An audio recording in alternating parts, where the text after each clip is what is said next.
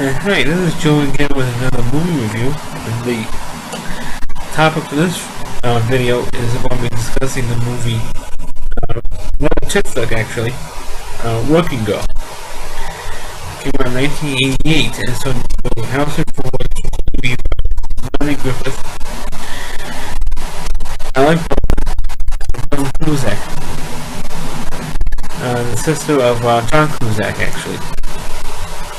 Of course, this is another one of those typical chick flick films from the late 80s and early late 80s. It's a 1980 movie. And it's about Melanie Griffith, who plays a girl in Staten Island who recently got fired from a job she had. So her boss set her up on a, pimped her out, she put it, and to actually Kevin Spacey's character. It was one of his first movie appearances of Kevin Spacey. And so she gets placed in a new job where she has Sigourney Weaver as a boss. And of course and Melanie says, oh, there's a great change for me, and I never worked for a woman before, and it's terrific. So that's been my own, woman and stuff like that, encouraging me to put myself and all that stuff. And there's one particular scene where she recommends a deal for Trask Industry to buy into radio, because they want to look into going to broadcasting instead of buying a TV. Another good says instead of buying a TV station, when you buy into radio, it's easier to buy a radio station instead of going into television. It will be more expensive. And Sigourney says, "Okay, I'll pass your idea along." And then Melanie Griffith finds out that Sigourney Weaver's character steals her idea, and so Sigourney Weaver's character, Catherine Parker, her character name is Catherine Parker, Sigourney Weaver's is. She goes skiing and she breaks her leg, and that's how Melanie Griffith's character finds out that she saw her idea. She's trying to be her boss and pretends that she is, a boss. Contacts Harrison Ford, who negotiates these deals for a living. Says, "Oh, when we negotiate these deals, mergers and acquisitions to get into radio." Well, the deal was working out, and then meanwhile Sigourney Weaver comes home and finds out that Sigourney Weaver that Melanie Griffith's character was, doing this deal, behind her back. And then Sigourney Weaver blows Melanie Griffith's cover, says she's actually my secretary. Said, "You're not." I said, yeah, I am. And in the meantime, while Sigourney Weaver was laid up in the hospital, Sigourney Weaver falls in love with Harrison Ford's character. And you have that going on. And at first, Harrison Ford says, after he found out there was a secretary, he says, "Oh, Fred, that was a part of your scheme too?" And she says, "No." Of course, she says, "No, if you really think it's part of the scheme, it's very pathetic, And which is actually a line that's quoted from the film, because I recently watched this, so to do this video. And of course, they had, Philip Bosco, who played Trask, head of Trask Industries. Actually, where did you get this idea from? And then Melanie Griffith told her what happened. Told her where she got the idea from for Trask going to radio, and then how she hooked up with Harrison Ford's character, to work out this deal. And then when he gets to the floor for this meeting, he says, "Oh, from Bosco's character, that's where you get this idea from," and she was hemming and hawing about it. And he says, "Oh, where did you get this idea from, or that idea from?" And of course, she had the horror battle, so I had to look, oh, let me give you a hint. When you go clean out your office? So Bosco says, when you clean out your office? Because why? Because you're going to be fired because of this. And of course, when they kicked Sigourney Weaver's butt out the door, of course, a bony ass is my really called a bony ass out of my sight. And of course, that's when the movie goes into a whole surprise ending. And the surprise ending was that Marlene Griffith now had a job working for Trask Industries, and she thought she was going to be the secretary and get an entry-level position. But no, she was actually got an actual entry-level position, not as a secretary, but as an account executive to work out on deals, and so, which was kind of like a surprise ending. Well, kind of expected the way the movie is going to be. I mean, it's not a surprise of the way you've seen the movie, the way the movie shaped out in the end. You could tell. Excuse the noise outside. You could tell when the movie was going to end, how the movie was going to end.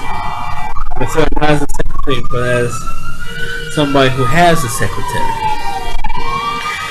But the movie itself, even though it is, and of course Alec Baldwin, even though he just did a sign-off of the film, Alec Baldwin plays what he is in real life, and that's an asshole, excuse my language, because he was, at the beginning of the film, he was Glenn Good's boyfriend, and then one day she comes home early from school, she was going to college at night, class was canceled or something, so she came home early and saw Alec Baldwin having sex with another girl in their bed, and so she immediately broke up with him, right then and there. But he proposes marriage in the scene to Marlene Griffith, and she said no. Right there, bad people at an engagement party. For the Joan Cusack character.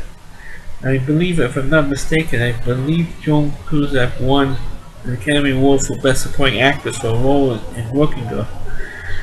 I think Sigourney Weaver was, and Marlene Griffith was as well, I believe. I'm not 100% sure on that. I don't know if the film itself was nominated for Best Picture. I don't remember.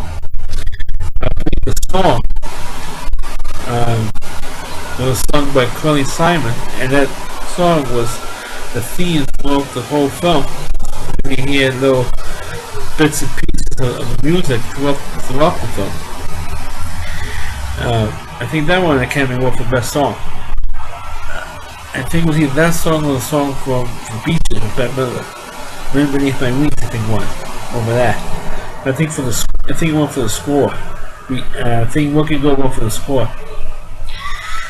But I mean, I think it was the thing that really bothered me for the whole film, because it became repetitive in the film, was to see Marlene Griffith in her underwear. At that time, to see Marlene Griffith in her underwear wasn't bad. She wasn't a beautiful woman at that time. And to see her in her underwear wasn't bad, but throughout the film it became almost kind of like dancing became repetitive. And again and again and again, you see her putting off her body, which is not, like I said, not a bad thing. But to see it again and again and again and again, I mean, if you do it like once, for a love scene, I don't mind if they show her under doing a love scene. But you saw it like 2 or 3 other times in the film when you see him in her underwear. I mean, there's a bra and panties and big straps. I mean, it became repetitive after a while. Especially when you see it 2 or 3 other times before that love scene. To me, it became repetitive.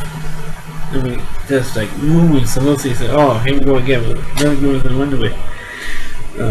But But anyway, that became a distraction for me. He said, "Oh, let's see if it comes in again. I have another scene again." That's one of the things with the dancing when you said Jennifer Grey with her clothes off too much. I felt the same way. I felt that more with Marilyn Griffith than I did with Jennifer Grey.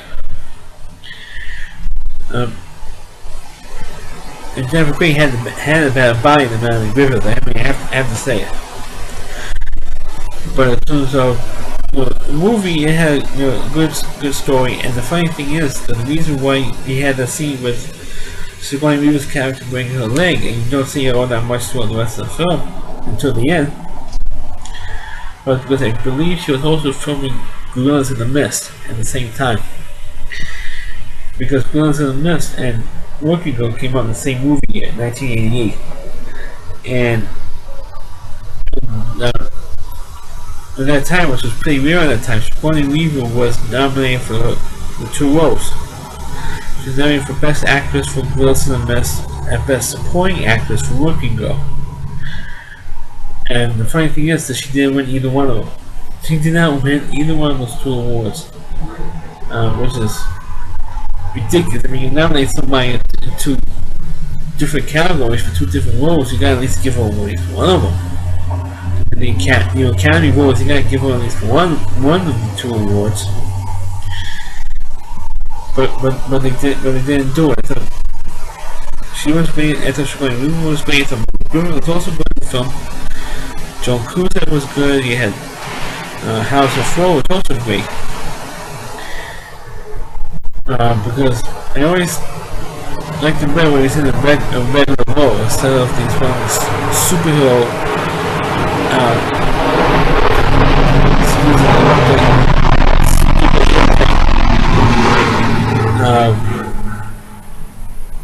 yeah, because I always like to see Harrison Ford as a regular guy instead of like Indiana Jones or Harrison Ford as the superhero action guys. And he has played after Working Girl, before and after. So, but that's my review of Working Girl.